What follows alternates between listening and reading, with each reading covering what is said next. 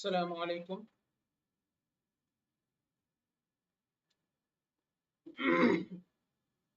আমি আমেরিকার politics in general অনেক বেশি কনজিউম করি। সো আমি আসলে চাই যে আমার যা ভিউয়ার আছে তারাও লিস্ট আমার যদি কোনো ওপিনিয়ন, আমার যদি কোনো কিছু শুনতে ভালো লাগে তাহলে দেন ওই সোর্স আসলে জানা দরকার। এবং আমাদের বাংলাদেশের যে জার্নালিজমের লেভেল এটা আসলে এত লো এখন যে এটাকে উপরে উঠানোর জন্য আমি মনে করি যে আমাদের অডিয়েন্সের স্ট্যান্ডার্ড আসলে উঁচু করতে হবে, আদার দেন কোনো উপায় নেই।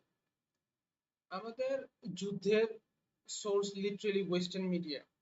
এটা অনেক বেশি স্যাড। এর কারণ হলো তারা যে পরিমাণে ন্যারেটিভ, যে পরিমাণে বায়াসের সাথে আসলে কভারেজ করে, ওইটা আসলে সত্যি যদি তুমি আমি প্রচার করি অনেক ক্ষেত্রে গুণা হবে।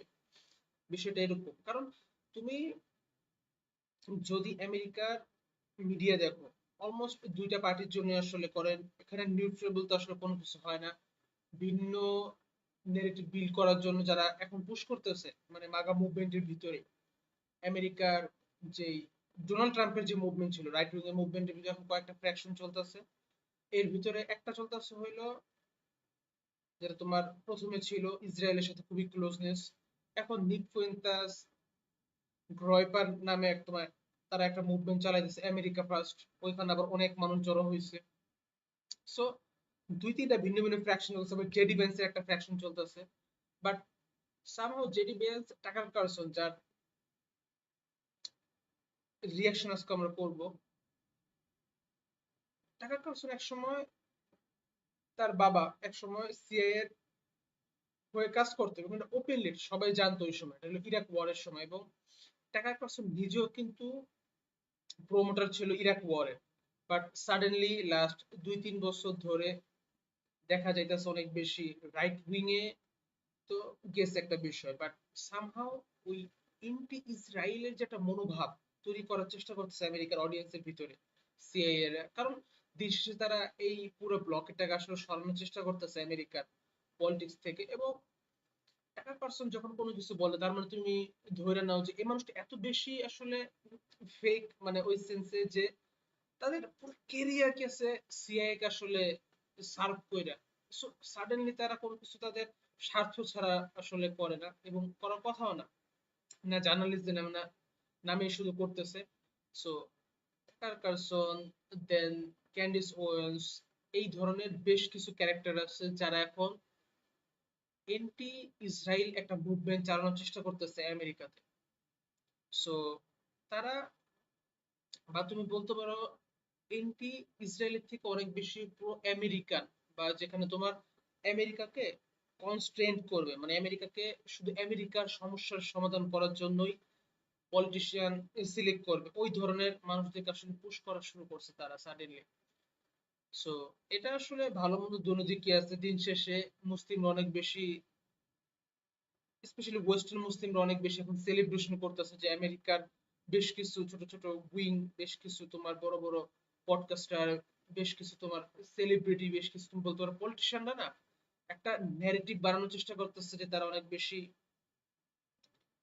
ইউনো, মানে তারা কোনো কিছু আসলে আমরা হার্ডলি পুশ করতেছে, এটা আমরা আসলে খেলতেছি এবং আমরা মনে করতেছি যে আমাদের মুসলিমদের ভালোর জন্যই তারা এই পলিসিগুলো আসলে নিতেছে। Absolutely not. দিন শেষে এই মানুষগুলো তোমার আমার সবার শত্রু। ওই সেন্সে তারা ওপেনলি ইরাক ওয়ার এবং থ্রু আউট মিডল ইস্ট সকল ওয়ারকে তারা সাপোর্ট করে গেছে। এবং হঠাৎ কইরা আইসা একটা যুদ্ধে তারা না করার মানে এই না যে এই মানুষগুলো এখন তওবা করছে এবং মুসলিমদের প্রতি তাদের একটা সহানুভূতি আসছে। এটা হলো তাদের স্ট্র্যাটেজিক প্ল্যান অনুযায়ী। তারা এখন মনে করতেছে যে আমাদের এখন এই মিডল ইস্ট থেকে আসলে মুভ করা উচিত, ইসরায়েলের থেকে মুভ করে চায়নার দিকে যাওয়া উচিত। ঠিক আছে, ইউরোপিয়ানদেরকেও লিভ করা শুরু করছে। সো তারা পুরো একটা পলিসি নিয়ে আসলে চলতেছে এখানে। স্টিল আমি মনে করি যে আমেরিকার যারা ক্যাথলিক আছে বা ইউরোপিয়ান যারা ক্যাথলিক আছে তাদের সাথে মুসলিমদের সম্পর্ক যত বেশি ভালো হবে ততই বেশি মেক সেন্স করে আমার সাথে, মানে আমার আইডিয়া অনুযায়ী। কারণ দিন শেষে তুমি দেখবে আমেরিকাতে যারা সবচেয়ে বেশি ধর্মকে আসলে বিকৃত করছে, খ্রিস্টান ধর্মই হোক, তাহলে প্রোটেস্ট্যান্টিজম এবং ইভেঞ্জেলিক্যাল, দেন জায়নিজম। সো এই ধরনের আইডিয়াগুলো, মতবাদগুলো তোমাকে আমাকে অনেক বেশি হার্ড কিন্তু করছে। এখন অনেকেই আসলে বলতে পারো যে আমাদের প্রয়োজনই কি, আমরা আমাদের নিজেদের মধ্যেই কাজ করি। দিন শেষে মনে রাখবা নবী করিম সাল্লাল্লাহু আলাইহি ওয়াসাল্লাম কিন্তু যুদ্ধের জন্য ট্যাকটিক করছে, বিভিন্ন ডিল করছে, চুক্তি সাইন করছে অন্য গোত্রের সাথে। কেন? কারণ দিন শেষে তুমি সিচুয়েশন এমন হইতেই পারে যেখানে তুমি যুদ্ধ আসলে একা লড়তে পারবে না, এবং America is too big to তুমি সরাসরি ডাইরেক্ট যে ফাইট করো প্রত্যেকটা ইস্যুর উপরে, যেটা আসলে সমাধান করার কোনো বইও না, মানে সমস্যা সমাধান করার কোনো বইও না। এবং কোনো মুসলিম দেশের এই মুহূর্তে অ্যাটলিস্ট মোরাল দেখা মনে হয় না যে আমেরিকার সাথে আসলে যুদ্ধ করার মতন ক্যাপাসিটি আছে, বা ওই মোরালটুকু আসলে আমরা এ, একত্র করতে পারতেছি। সো সামহাউ যাদের সাথে আমাদের বন্ধুত্ব করার সুযোগ আছে ওয়েস্টে, এবং তুমি মনে করো যে এই বন্ধুত্বের কারণে মুসলিম কিছু ব্লাড আসলে কমবে, তাহলে করা দরকার। বাট তারা আমাদের একমাত্র যাতে করে তোমার অপশন না হয়। কারণ দিন শেষে আমি বললাম, তারা একটা স্ট্র্যাটেজিক বইতে আসলে তোমার মুভ করতেছে মিডল ইস্ট থেকে, বাট যে কোনো সময় যে কোনো কিছু হইতে পারে। আবারও মুসলিমরা যদি দেখে তাদের সামান্যতম তোমার আমেরিকার এই সুপার পাওয়ার বা আমেরিকার যে হেজিমনি, এর বিরুদ্ধে কিছুটাও যদি আমরা আসলে দাঁড়ানোর চেষ্টা করি, আমাদেরকে আবার এসে তোমার মাসাকার বিচার করা হবে। সো এটা একটা তুমি বলতে পারো সাময়িক সময়ের জন্য কিছুটা আসলে তুমি বলতে পারো ওয়ার্ড আদান প্রদান হইতেছে, এবং এটাকে আসলে মেটেরিয়াল করা অনেকটা ইম্পসিবল তুমি যদি ক্লোজলি আসলে আমেরিকান পলিটিক্স ফলো করো। এবং ইহুদিরা ইন জেনারেল যেই পরিমাণ আসলে পেনিট্রেশন করতে পারছে, মুসলিমরা করতেই পারবে না। অনেকগুলো আসলে রিজন দেওয়া যেতে পারে। যাই হোক, এসব বিষয়ে অন্য কোনো দিন কথা বলবো। তো আমরা শুরু করি। It's a safe bet that almost no one involved in the war now ongoing in Iran and the Gulf would like to see it continue much longer. If you were to poll, well, the Iranians or the Americans, basically anybody, how long do you want this to go? Very few people would say, I want it to go a long time. But that doesn't mean it won't go a long time. Unfortunately, it is likely to. It's unlikely to be resolved anytime soon. Of course, that could prove to be untrue. You never know. It's an utterly dynamic situation. But big picture, there are still a couple of unresolved questions that this war may resolve. This war may be the only thing that resolves them. And so until there's a consensus on the answers to those questions, it probably is going to continue. What are those questions? Well, the first is geopolitical, and it's the biggest question of all, which is who runs the world? Who gets to make the decisions? Not simply who's richest, but who makes the rules, who sets the terms. And for most of our lifetimes, there has been no question about that. The answer has been the United States. The United States sets the rules. The United States runs the world.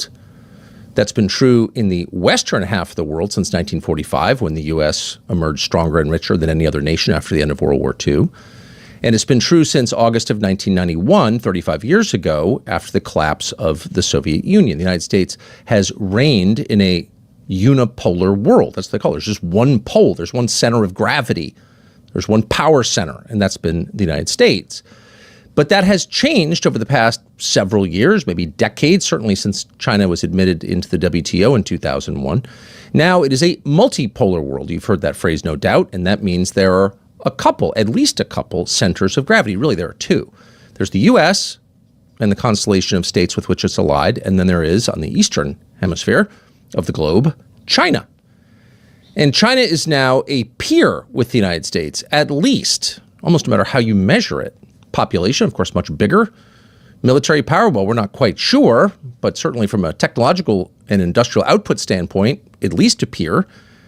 And then on a pure economic level, well, China has a bigger economy, a bigger real economy than the United States. So yes, China is a peer.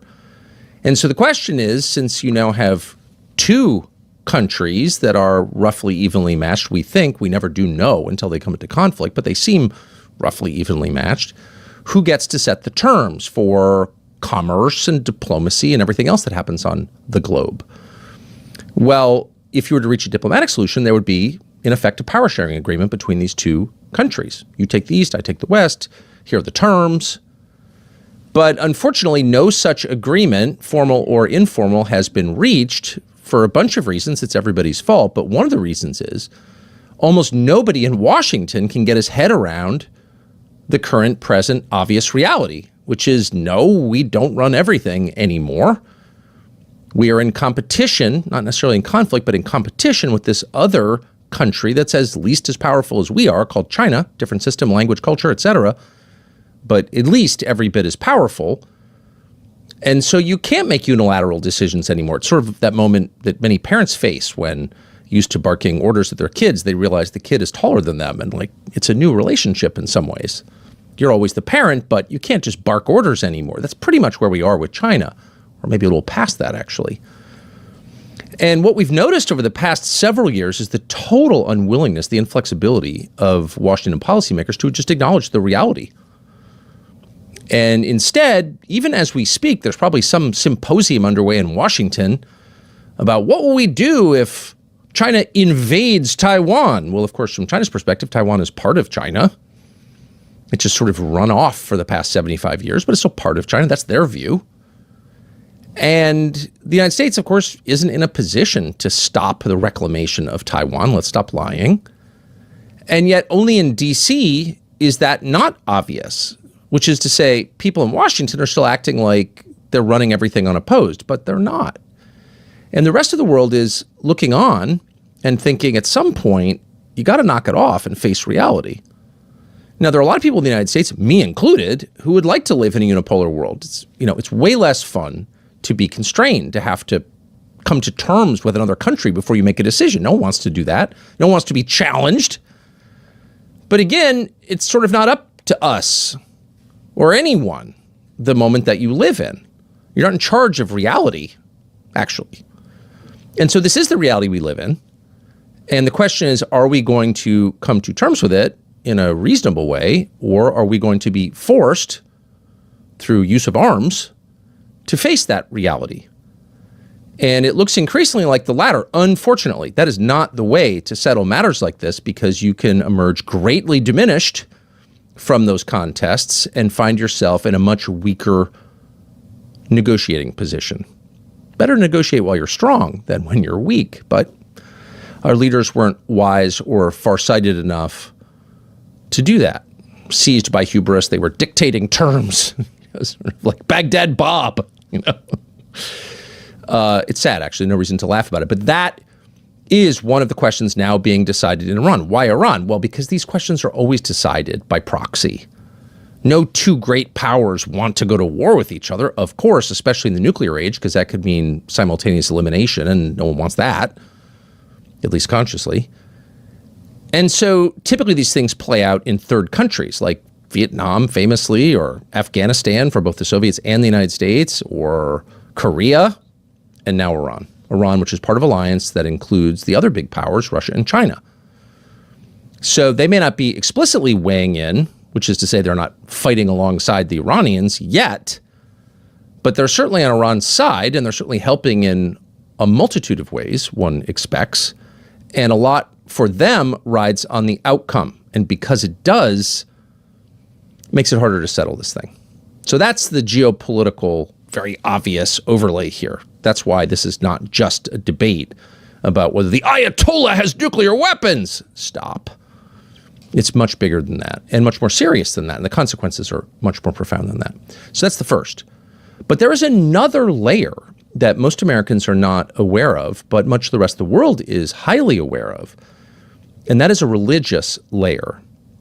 Now, Lindsey Graham is on tape saying to a gaggle of reporters, his bloodshot eyes, his puffy face, God knows what he's been doing, saying explicitly, this is a religious war. This is a religious war. Now, his motive in saying that, he's not here to answer the question. We can only guess. Is he trying to foment a religious war? Probably. He's an end times kind of guy. But it almost doesn't matter. He's telling the truth for once. This is a religious war, fundamentally. And that is not obvious to most Americans because this is the most secular society, not just the United States, but the West, the English-speaking world, Europe and the U.S., Canada, Australia, New Zealand. in history. There's never been a more... I bet you didn't know this. In North Gaza, after the conflict, some families are so godless, to be blunt about it, a more secular society at scale. Never. Nothing approaching this has ever happened, ever. Every society is fundamentally a religious society, explicitly religious except ours. So we lack the terms to describe what we're seeing, and we lack the imagination to think about it. And, well, to quote Jesus, we have the eyes, but we cannot see. We don't see what's happening around us, but the rest of the world very much does see. So you often hear people talk about the Middle East crisis, and they usually mean energy. You know, people want the oil, the gas. But traditionally, when people have talked about the Middle East, they're talking about Jerusalem. We're talking about the holiest spot on earth. Let's be a lot more specific when we say the holiest spot on earth. The holiest spot on earth is something called the foundation stone. The foundation stone is literally a rock in Jerusalem, on what used to be called Mount Moriah, which was at one point the highest place in the oldest part of Jerusalem. And it's on that spot, on that rock, on that stone, that Jews believe the world began, that the Old Testament, or the Jewish Torah, tells us that Abraham brought Isaac bound to be sacrificed to God. It's on that spot that Muslims believe that the Prophet Muhammad ascended into heaven. And of course, it's right nearby that Christians believe Jesus was crucified and then rose to heaven. So on that spot, or right nearby, a lot has happened. But critically on that spot, because it was the place where Abraham brought Isaac, and again, to American ears, this sounds weird, but to the rest of the world, it's like, yeah, everyone knows this because it's the center of their lives. On that spot, Solomon built his famous temple. Now, in the Torah, it says pretty clearly, and correct me if I'm misreading it, that Jews, followers of God, can only publicly worship God and sacrifice on that spot, in that city, Jerusalem, on that spot. And on that spot was built a temple, the first temple. And that was destroyed by the Babylonians, famously. And then it was rebuilt and later improved by Herod. And it was, at its completion, I think, the largest building, certainly the largest religious building in the ancient world. And it was in that building that Jesus preached, in what we call the Second Temple that Jesus preached, the very center of Judaism, building without which you can't really have Torah Judaism. The religion just didn't work without it. By its own terms, in its own book, it said that. And during one of his sermons, in that sermon, Jesus, who Christians believe is God sent to earth, says, "This will be torn down. Not one stone will be left standing." And it was shortly after that that he was put on trial in the middle of the night and tortured to death, crucified. As it happened, so that's the religion. Here's the history. About 35 years later, 37 years later, in that range, in 70 AD, Titus, the emperor, the Roman Empire, got into quite a conflict with the Jews of Judea and Jerusalem. And it's complex and incredibly brutal, but the bottom line was, in AD 70, the Romans besieged Jerusalem, finally broke through the walls, and tore that temple stone from stone. Not a single stone left upon another. Really a kind of dedication to destruction that's hard for the modern mind to imagine. We talk about genocide this, genocide that. The Romans tried to genocide the Jews for real. And they succeeded in destroying the temple. And with it, Temple Judaism, Torah Judaism. You can't have the religion that existed before AD 70, after AD 70, because there's no temple. And so this has been an open wound for 2,000 years, and certainly understandably, people have wanted to rebuild the temple, to build what they call the third temple, to reestablish this religion at its birthplace. There are a couple problems with this.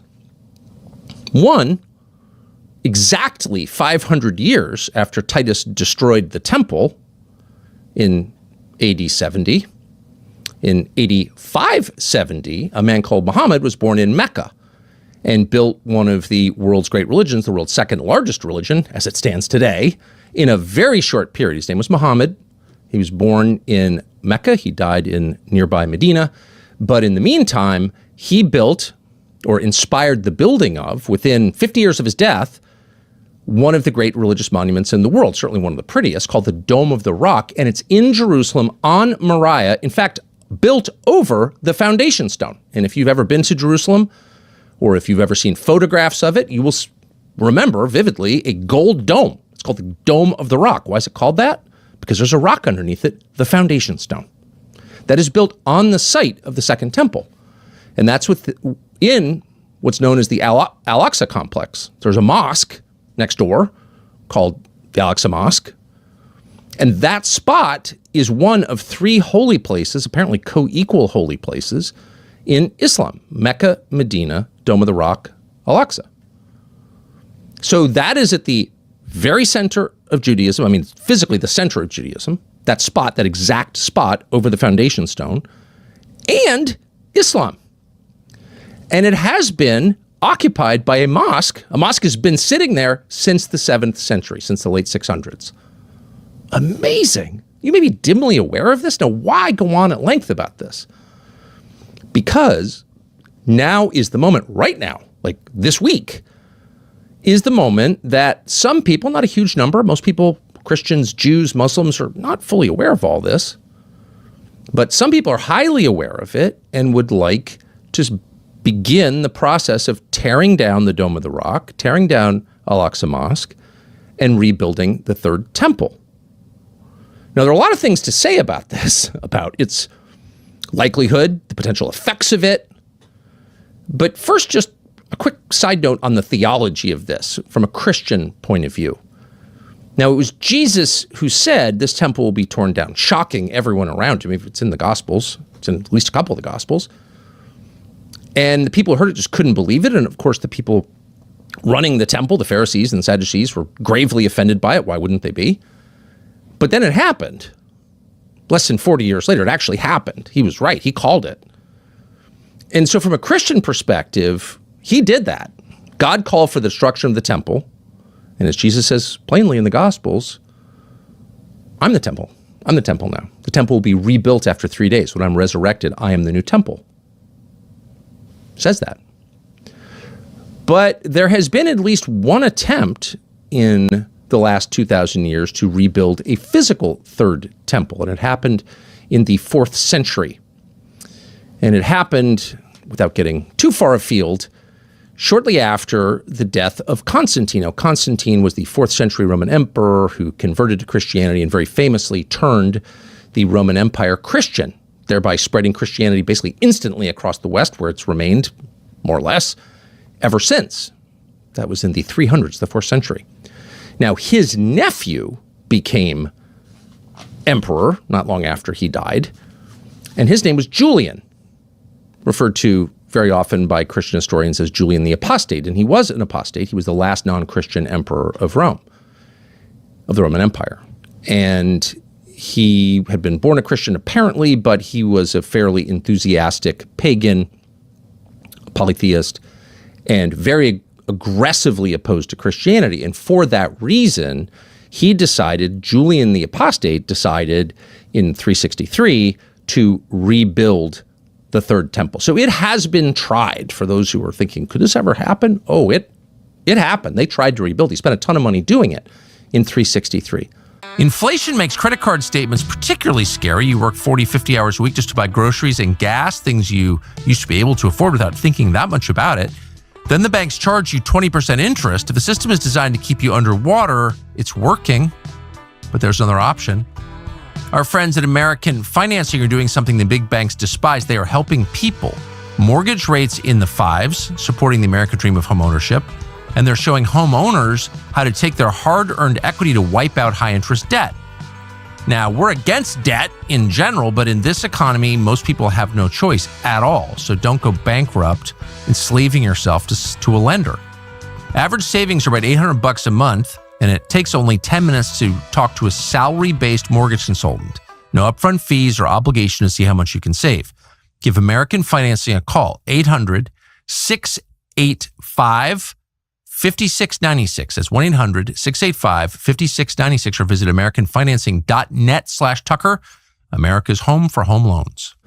What happened next?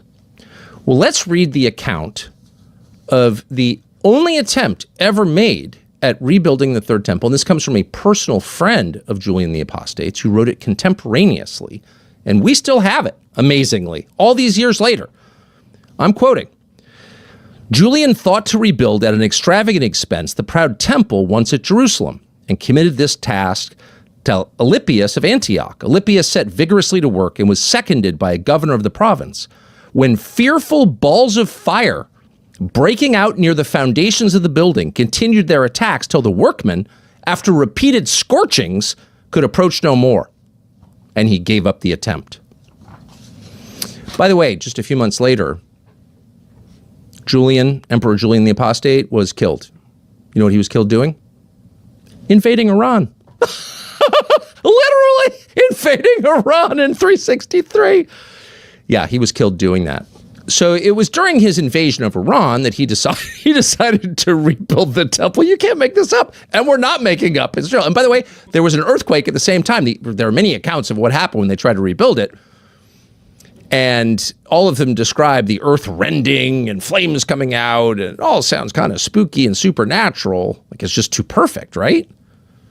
Jesus tears down the temple and begins this new relationship with God directly through him. No need for a building anymore in Jerusalem, a city he went out of his way not to spend the night in, walk over to the Mount of Olives, even after the Last Supper, but whatever. And there's this one attempt by a guy who hates Christianity to rebuild the Third Temple. And by the way, the workmen get burned by fire from the ground at an earthquake. And you can sort of laugh at that if you're a rationalist, a materialist, a modern man, until archaeologists discovered that actually there was a big earthquake in the region, from Galilee to Jerusalem in 363. So that actually happened. In any case, why the long history lesson? Because it's not history anymore. It's happening right now. There are key players involved in this war, the one happening tonight, who believe that what we're seeing on our television screens and on Twitter will usher in a series of events that begin with the destruction of the Dome on the Rock, Aqsa Mosque, and then the rebuilding of the Third Temple, after which the world will end. God will come back. And they mean it. And by they, we mean literally some of the guys fighting the war. So you may have read reports today that commanders in the field of American troops, a lot of them, and who knows if this is true, but it's out there, told their troops on the eve of the outbreak of this war that we're doing this for Jesus, because it is Jesus's will that we do this, and that by doing it, we will usher in a series of events that bring about the end of history, the end of time, Armageddon, the last days.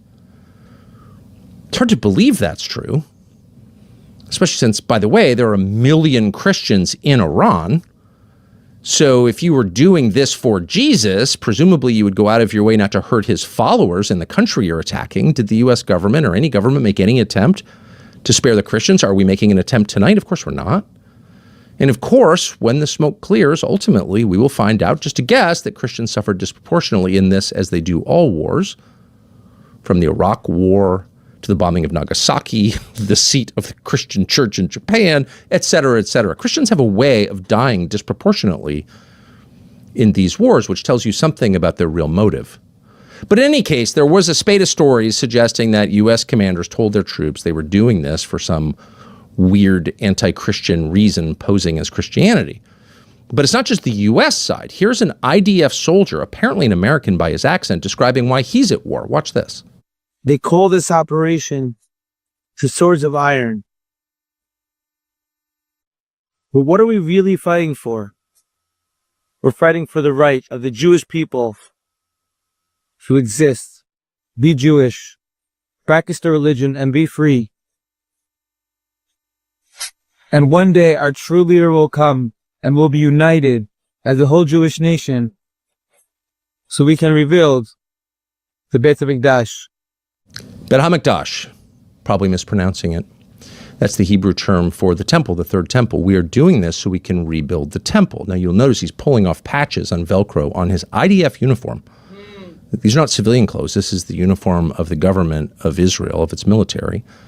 And he has patches on that uniform, one of which is a symbol of the temple, the third temple. So it just couldn't be clearer. Why are we doing this? To rebuild the third temple. Now, if you think we're just cherry picking this off the internet, one guy wearing an unauthorized temple patch, paid for, by the way, a uniform paid by us, armaments paid for by us, the U.S. taxpayer pays for all this stuff one way or another. The U.S. taxpayer pays for the military of Israel. Boy, does it. If you think we're being unfair and just like found one guy, well, here's a bunch of guys. It took us about 2 minutes on the internet to find this today. Here is a selection of IDF soldiers. Let's put it on the screen. There you go. And all of them have the same patch. Look familiar. Look carefully at that. What is that? That's the temple. That is the third temple. Now, we'll get to in a minute about how this might actually happen and what it would mean for the rest of the world. And just to be clear, these are conversations that most Americans, certainly me included, never wanted to have. Everybody's religious beliefs, sincere religious beliefs, when held up to the light of the rational world, to the man-made world, seem a little spooky and crazy, which is one of the reasons that in the culture some of us grew up in, we don't talk about them in public because they're personal. They're the most personal part of a person. So it is without judgment, by the way, that we're airing this, okay? Just describing it because it is significant to the future of the world, to the future of this war, and to our future as Americans. So how exactly did the IDF, the Israel Defense Forces, a military that the U.S. taxpayer pays for, that lots of wealthy Americans send money to friends of the IDF, how did all these guys wind up wearing patches suggesting the point of this war was the destruction of one of the holiest places in Islam and the rebuilding of a temple that is totally anathema to Christianity? Like, how did this happen? Well, there are a lot of ways it happened. The main way it happened is because no one in the United States noticed, because it's such a secular place. And as noted, we have eyes but can't see and ears and can't hear. But this has been going on a long time in public. Meet Cantabro. He doesn't understand our customers yet, but he heard you guys like... through, in part, the efforts of a group called Chabad, Chabad. And you may know people who give money to Chabad or run to Chabad, super nice people, engaged in all kinds of charitable activities, drug rehab. There's a lot about Chabad that's really good. But what is Chabad exactly? Well, Chabad, you can look it up, is a very old organization, about 250 years old. And it's a branch of Hasidic Judaism. It's an organization that was overseen for many years by a guy called Rabbi Menachem Schneerson, who was famously in Brooklyn, considered the Messiah by some of his followers, who was a friend of presidents, or certainly someone presidents visited. He was a very powerful man in the Orthodox and the Hasidic community. And he was the overseer of Chabad, which predated him and outlasted him, but he was its most visible ambassador. And Chabad has been pushing in a pretty subtle way, unless you look carefully, for the reconstruction of the third temple. And it seems like, from the reading we did recently, that those patches actually came from Chabad. Well, in any case, Chabad is pushing for the building of the third temple. But it's not just Hasidic groups from Brooklyn, and it's not just IDF soldiers.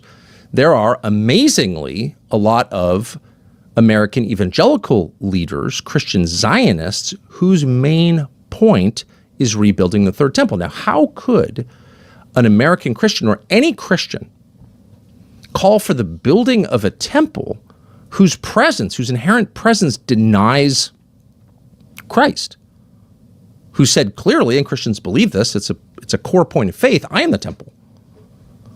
You want to speak to God, you speak through me. That's Christianity. That's the whole religion right there. So if you're a Christian preacher calling for the rebuilding of the third temple, you kind of missed the whole point. That's more than apostasy. That's like not even knowing what the religion's about. So it's hard to believe there could be any ordained Christian leaders pushing for the rebuilding of the third temple. Oh, but there are a lot. There are a lot. And here's just one. This is Pastor Greg Locke. Listen to this.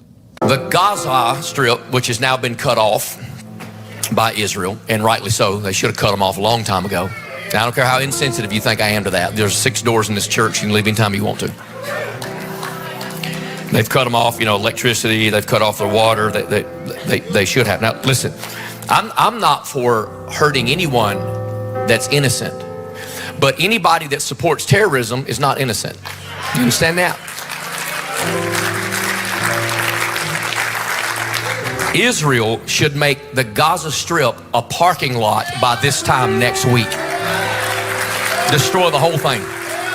What they ought to do is evacuate up there on the hill and get a great big missile and blow that wicked dome of the rock plumb off of the spot where it's standing right now, so we can get that third temple rebuilt and usher in the coming of Jesus.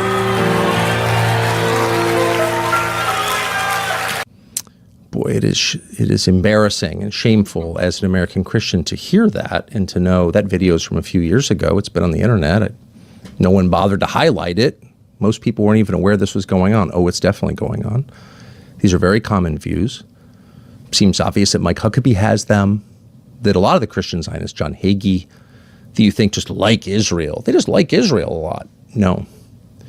These are clerics, so their lives are informed by their religious views. What are their religious views? Well, you just heard it right there from Pastor Locke, who's quite a prominent Christian Zionist. He's not some lone wacko. And there he is with an Israeli flag waving behind him, casual calls for genocidal violence. Just blow it up, make it a parking lot. Well, 2 million people live there. What happens to them? They're terrorist sympathizers. That right there is the tell. This is not Christianity. Imagine Jesus saying, just kill them all. They're terrorists. Is there anything in the gospel that suggests Jesus believed that? No, there's a lot to suggest, in fact, to tell us in very clear terms. He thought the opposite, of course. But the last part, let's build the third temple and bring about the return of Jesus, is a direct contradiction of core Christian theology. And even people without theology degrees who didn't go to some eminent Bible college can tell you, what? Jesus says, I am the temple. That is not Christianity. It's not even a close facsimile of Christianity. It's clearly evil. And it is, in some sense, the driving force behind the efforts to rebuild the third temple. Julian the Apostate, who was the last guy to try it, who died invading Iran, he was not Jewish. He was a pagan, just like Pastor Locke. But for some reason, he was the instrument of trying to do this. And there are many of these people, and not just in the theological realm, in the political realm. And that's relevant to you, whether you believe in God or not, or interested in the history of the Abrahamic faiths or not. Global leaders believe this. People you wouldn't expect, and you wonder, what is going on here? It's enough to make the hair on your arms go up. Did everyone know there was an effort to rebuild the third temple and the foundation stone except me? I can't believe I was left out of this conversation. No, all of this took place in public. And if we'd been paying attention or been tuned into that frequency, the spiritual frequency, we've been spiritually sensitive enough to pay attention, we would have known this. But of course, when you grow up in a materialist culture, when the only things you believe are real are the things that can be measured or purchased on Amazon, you tend to miss a lot. And we missed this. Here's the president of Argentina, Javier Milei, who we know personally, at the Western Wall, which is believed by some to be a remnant of the Second Temple, the last stone from the Second Temple, that's the claim. Here he is there, the famous Wailing Wall, saying this. Watch the subtitles. Hay una profecía acerca de la destrucción que relata que un zorro irrumpiría en el lugar más santo. There's a prophecy about the destruction that says that a fox will break into the holiest of holies. También hay otra profecía que relata que este mismo lugar será reconstruido. There is another prophecy that says that the same place will be rebuilt. Ahora que veo con mis propios ojos cumplirse la primera profecía, now that I see with my own eyes the first prophecy come true, me río de alegría y esperanza, ya que de seguro se cumplirá la segunda profecía. I laugh in joy and full of hope, as the second prophecy will surely come true. So a correction, that doesn't appear to be the Western Wall, and there were no subtitles. You heard him say it through his translator. I laugh and quiver with joy when I think about the third temple being rebuilt. Now, this is the supposedly, maybe, who knows, Catholic president of an overwhelmingly Catholic country, South American country, wonderful country, Argentina, who got elected and was presented to American news consumers as a libertarian economist who was going to fix their debt problem and get rid of inflation and just make life better for Argentines. And there he is in Jerusalem saying that he's weeping with joy, thinking about the return, the rebuilding of the third temple. What the hell is that? You would think that would not even be on his to-do list. If you're running a country as complex and damaged as Argentina and as promising and great as Argentina, but like there's a lot of things you got to do in Argentina if you're running it, but you take time to fly to Israel and say the thing you really want in life is the rebuilding of the third temple? What is going on here? And why haven't we talked about this before? Say before we invaded Iran with troops who say out loud we're doing this to bring about the creation of the third temple. Why weren't the rest of us informed? Now, here's a piece of tape you may have seen and that I personally don't want to play since I know the guy and I like him, but it does make you wonder. So this is the current Secretary of War, Pete Hegseth, former Fox News employee, nice man, very nice man.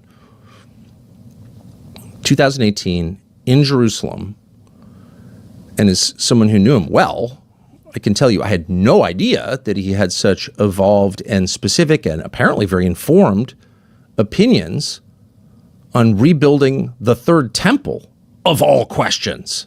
This is not something they teach you in Sunday school in the Presbyterian Church. This is not something that people talk about at dinner in the United States. This is not something our Congress ever mentions, that the president ever talks about.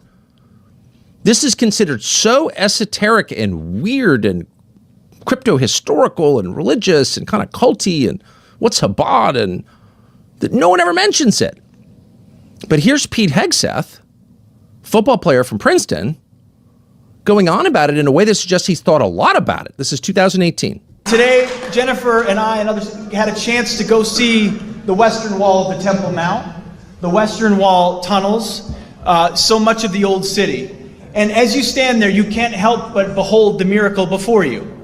And it got me thinking about another miracle that I hope all of you don't see too far away.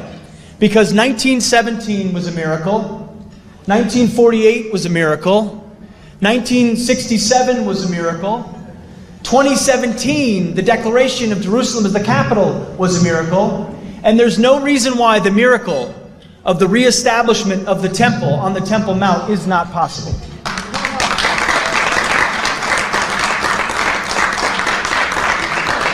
I don't know how it would happen. You don't know how it would happen, but I know that it could happen. What is that? That's the Secretary of War right now overseeing the war with Iran that people fighting it are starting to say actually is about rebuilding this third temple. It's the same man. Okay, this is the point where you begin to think, maybe we should have talked about this and its implications. And what are its implications? Religious war, global religious war. So the first heavily publicized move by the United States military and the Israeli military in this conflict was to kill the head of state of Iran, the 86-year-old Ayatollah Khomeini, who was replaced today by his son, who's apparently more anti-Western than he was. So I guess, strictly speaking, that wasn't very effective. But if you take 3 steps back, and no one did because everyone's busy denouncing him as Hitler and the most evil man in the world, and we're so grateful he's dead.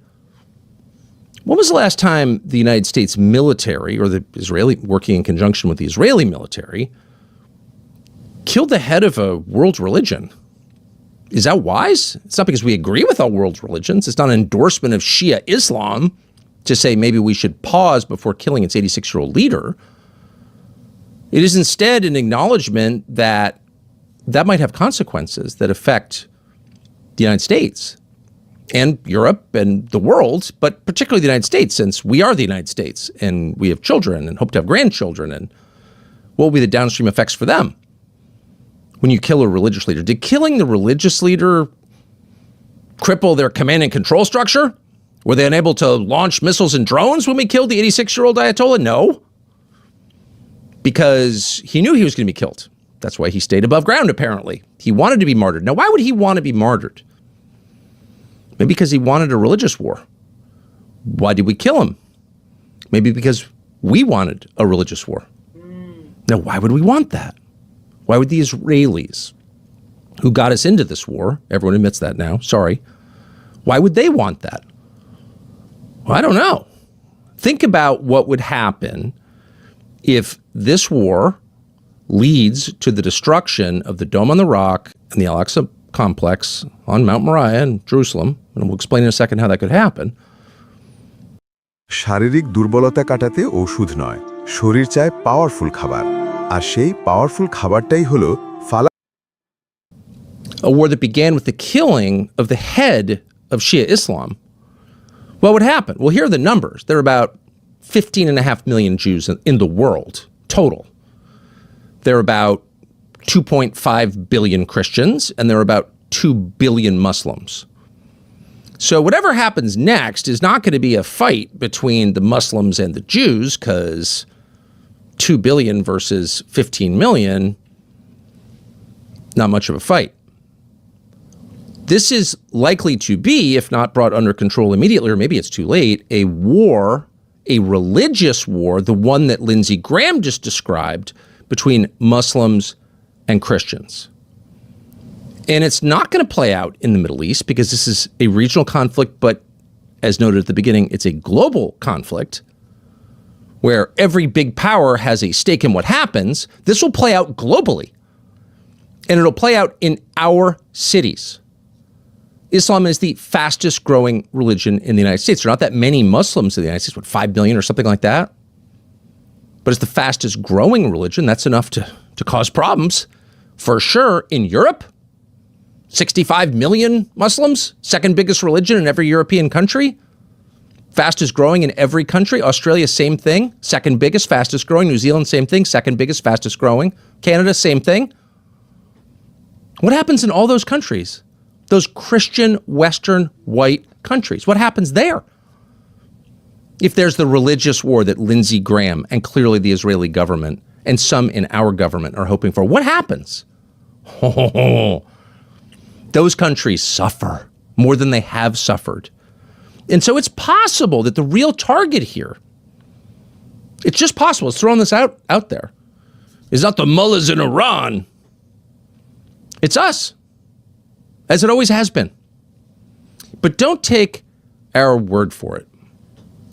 Here's a particularly candid and honestly kind of articulate clip from a couple of years ago. This is from August of 2024 from an Israeli rabbi, Joseph Misrach, describing how Israel should take advantage of a then ongoing conflict with Iran, much less intense than the current conflict we're seeing with Iran, to destroy the Dome of the Rock and Al-Aqsa. Watch this. If it was up to me, the last time when they shot hundreds of missiles, I would pretend that one missile came from Iran and shoot it down. You know, then all the Arabs will go against Iran and it will be the end of the problems. You make them fight with each other, this bunch of lunatics. Never too late, you deal with a bunch of cowards. Shoot it down into the Dome of the Rock in Al-Aqsa. Destroy what's on what the Israelis call the Temple Mount, on the foundation stone. Destroy it and blame the Iranians. And that has the effect, as you just heard him say, of turning our enemies against each other. Turning our enemies against each other. Although they've refused to recognize it for quite some time, the Europeans are the enemies, the mortal enemies of the Israelis. That's the Israeli perspective, obviously. Look at the effects. And so if that were to happen in this conflict, it's not the Israelis who would bear the brunt of it.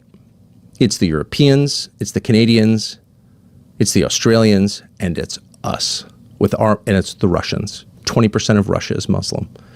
All of those countries would be in for serious turmoil and bloodshed, and maybe already this shortly into the war. Turn them against each other, you heard the rabbi say. Now, how could this play out? Very simple. Iran is sending drones and missiles into Israel right now, mostly into Tel Aviv. Is it beyond imagination that in the fog of war, maybe one of those missiles hits the Dome of the Rock, or we're told that it did? And of course, during war, the first thing you see is censorship, so it's very hard to know what's going on. You're already seeing it today. Is there less or more video available on the internet today than there was yesterday from this war? Well, there's much less, of course. That's called censorship. They're censoring video of what's actually happening. It happens in every conflict. Every war sets off the same cycle at home, far from the fighting. Censorship and persecution. Censorship and persecution. Persecution of the enemies, real or perceived, or the people prosecuting the war. যদি পুরো video কারো দেখতে মন চায় ইউটিউবে available আছে টাকা Carson লেখা সার্চ দাও প্রথম ভিডিও আপলোড করা আছে রিলিজিয়াস ওয়ান নামে থামনি গেলে আসলে পাবা সো যে পয়েন্টের জন্য আসলে ইন্টারভিউটা আসলে দেখাইলাম পডকাস্ট আসলে দেখাইলাম এই রাবের ক্লিপটা কিন্তু এখন টুইটারে অনেক বেশি ভাইরাল সো এই সেম আইডিয়াটা এবং রিসেন্টলি যখন প্রথম দিন বা দ্বিতীয় দিন যখন স্ট্রাইক করে ইরান তখন জেরুজালেমের লিটারালি মসজিদের কিছুটা দূরেই একটা স্ট্রাইক করে ওই জিনিসটা তখন আমার আসলে গিলটিটা অসুবিধা হইতেছিল যে ইরান জানে যেটার কনসিকুয়েন্স কি হইতে পারে এখন এটা মিস্টেকেনলি হইতে পারে এটা ইসরায়েলের একটা অ্যাটেম্প্ট হইতে পারে যে মানুষদেরকে অভ্যস্ত করে যে ইরানিয়ারা আগে এর আশেপাশে ফেলাইছে তো এখন এটা পড়তেই পারে কারণ ইরানিরা জেনে বুঝে তো তোমার এই কাজ করবে না মানে এটা হইতেই পারে না সো এই হলো তোমার প্ল্যান এবং ওভারঅল আমেরিকার যে ইভেঞ্জেলিক্যাল আছে বা রিলিজিয়াস খ্রিস্টান আছে তাদের ওভারঅল প্ল্যান এবং জায়নিজমের প্ল্যান তো তোমরা দেখতেই আছো আসলে কি চলতেছে সো রমজান চলতেছে আমরা ইরানি ভাই বোনদের জন্য দোয়া করি এবং আগামীতে আবার দেখা হইতেছে আসসালামু আলাইকুম